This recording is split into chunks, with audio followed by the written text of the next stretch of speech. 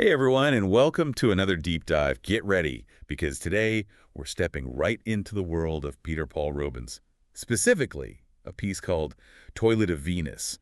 And guys, let me tell you, this painting, it's a whole lot more than meets the eye. Oh, absolutely. We're diving deep into some serious art history here, folks. We're talking about the early 1600s, Rubens, this Flemish master, right at the peak of his game. And this period, the Baroque era, well, let's just say they knew how to make a statement. Right. Think drama, think grandeur, think over the top in the best way possible. It was a complete 180 from the Renaissance, which came just before it. Yeah, I see what you mean. Like the Renaissance was all about balance and harmony, Yeah. but the Baroque, it's like someone cranked up the volume and said, let's get expressive. Exactly. It's all about evoking emotion, creating movement, even celebrating the senses, but like on this huge dramatic scale. Yeah. And you can't really grasp Rubens without like wrapping your head around this whole Baroque thing, you know? Totally. So picture this, guys. Our main character here is Venus, the Roman goddess of love and beauty, right? You've heard of her.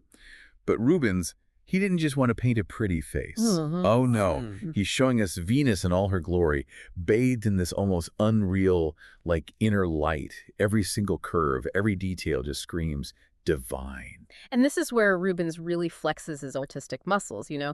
The way he uses light and shadow, it's insane. It's not just about illuminating Venus, it's about actually sculpting her form, making her jump right off the canvas. Like, she's practically real. Yeah. Like you could reach out and touch her. Exactly. It's classic Baroque, that interplay of light and shadow, pure genius. Okay, but it gets even more interesting. Look closer, and you'll notice all these little details that just add layers to the story. We've got handmaidens fussing over Venus, there's this strategically placed mirror, even a few cupids, you know, those little love symbols. Ah. And we can't forget about the roses and doves scattered around. So what's the deal with all that? See, Rubens wasn't just a painter, he was a storyteller. And those details, they're his way of speaking to us through the art. Take the handmaidens, for example. They instantly elevate Venus, right? They show us she's not just some random pretty lady, she's important.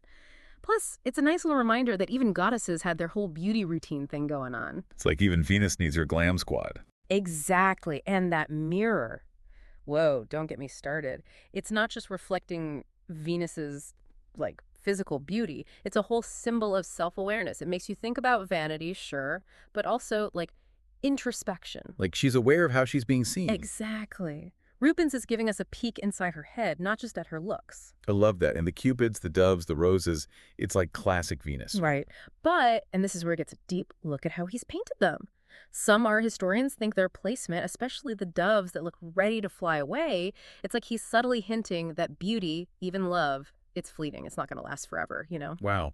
So even in this seemingly simple scene, there are all these layers of meaning. Rubens was a genius. Absolutely. Don't forget, this guy wasn't just talented, he was plugged in. He understood people, he got the whole vibe of the time, and he poured it all into his work.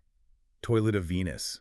It's like a snapshot of what the Baroque era was all about, this obsession with beauty, this love of extravagance, this whole exploration of what it means to be human. It's true. So next time you're checking out a Baroque piece, and you will remember this chat, don't just glance at it, really look.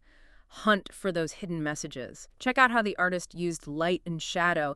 Look for those little details, those symbols that tell a bigger story. Exactly. Ask yourself, what was the artist trying to say? What can this piece of art tell me about the world back then? You might be amazed by what you discover. You really might. And on that note, thanks for joining us for this deep dive, everyone. We'll catch you on the next one.